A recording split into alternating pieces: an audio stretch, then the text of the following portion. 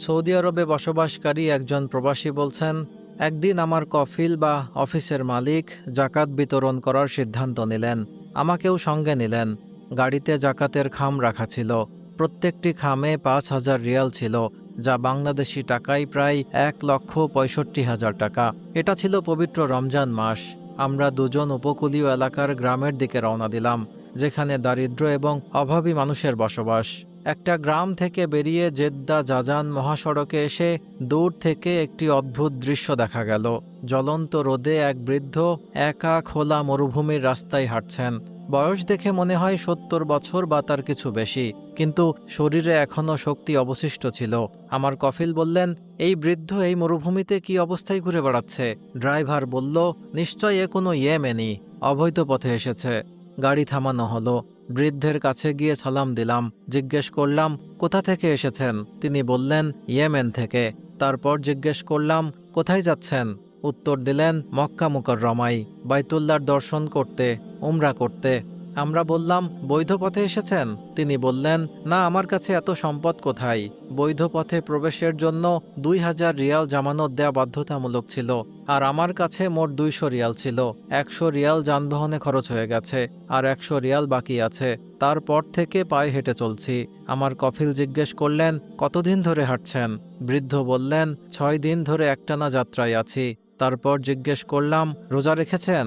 বৃদ্ধ বললেন, হ্যাঁ, রোজাদার। এটা শুনে আমরা সবাই অবাক হয়ে গেলাম। রোদ, ক্ষুধা, তৃষ্ণা, দীর্ঘ যাত্রা, তবুও রোজা। আমরা জিজ্ঞেস করলাম, এত চেক পয়েন্ট থেকে কিভাবে পার হলেন? বৃদ্ধ বললেন, ওই রবের কসম, যিনি ছাড়া কোনো উপাস্য নেই। আমি প্রত্যেক চেক পয়েন্টের কাছে দিয়ে গেছি, কিন্তু কেউ আমাকে থামায়নি।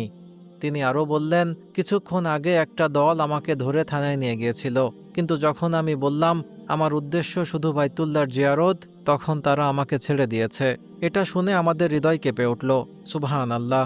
আল্লাহ নিজেই এই বান্দার জন্য রাস্তা সহজ করে দিয়েছেন। আমার কফিল সাহেব অজান্তেই ২টি খাম বৃদ্ধের হাতে দিয়ে দিলেন। তিনি ধন্যবাদ জানালেন, কিন্তু জানতেন না যে তাতে কত টাকা আছে। আমি বললাম, খাম খুলে টাকা নিরাপদে রাখুন। যখন তিনি খাম খুলে দেখলেন ১০,০০০ রিয়াল, তখন অবাক ও বিস্ময়ে গাড়ির মধ্যে পড়ে গেলেন। চোখ থেকে অশ্রু ঝরতে লাগলো, আর জিভে শুধু এই কথা, এসব আমার জন্য? এত বড় অর্থ সব আমার জন্য? আমরা তাকে সচেতন করতে পানি ছিটিয়ে দিলাম। হুঁশ ফিরে এলে তিনি বলতে লাগলেন, ইয়েমেনে আমার একটা ছোট্ট বাড়ি আছে। তার সঙ্গে একটা জমি ছিল, যেটা আমি আল্লাহর নামে ওয়াকফ করে দিয়েছি। সেই জমিতে আমি ছেলে মেয়েদের সঙ্গে মিলে মসজিদ তৈরি করেছি। ভবন তৈরি হয়ে গেছে, কিন্তু মেঝে আর কিছু জিনিস বাকি আছে। আমি এই চিন্তায় ছিলাম যে টাকা কোথা থেকে আসবে। আজ আল্লাহ আপনাদের মাধ্যমে আমাকে তা দান করেছেন। এটা শুনে আমাদের চোখে অশ্রু ঝরতে লাগলো।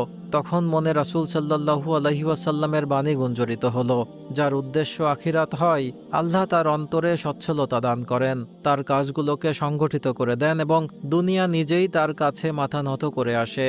আর যার চিন্তা শুধু দুনিয়া নিয়ে, আল্লাহ তার দারিদ্র্যকে তার চোখের সামনে রেখে দেন, তার কাজগুলোকে ছিন্ন ভিন্ন করে দেন, এবং দুনিয়া থেকে তাকে তাই দেওয়া হয় যা তার ভাগ্যে লেখা। আমার কফিল ইশারা করলেন, আর আরও ২টি খাম বৃদ্ধকে দিয়ে দিলেন। এভাবে মোট টাকা হলো ২০,০০০ রিয়াল, প্রায় ৭ লক্ষ টাকা। বৃদ্ধের চোখ থেকে অশ্রুর ঝর্ণা থামছিল না। তিনি একটানা দোয়া করতে থাকলেন, আর বারবার বলতে থাকলেন, আল্লাহ পাখির মতো আমার রিজিক পৌঁছে দিয়েছেন।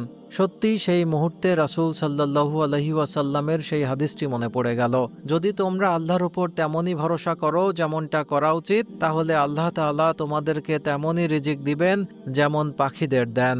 পাখিরা সকালে খালি পেটে ঘর থেকে বের হয়, আর সন্ধ্যায় ভরা পেটে ফিরে আসে।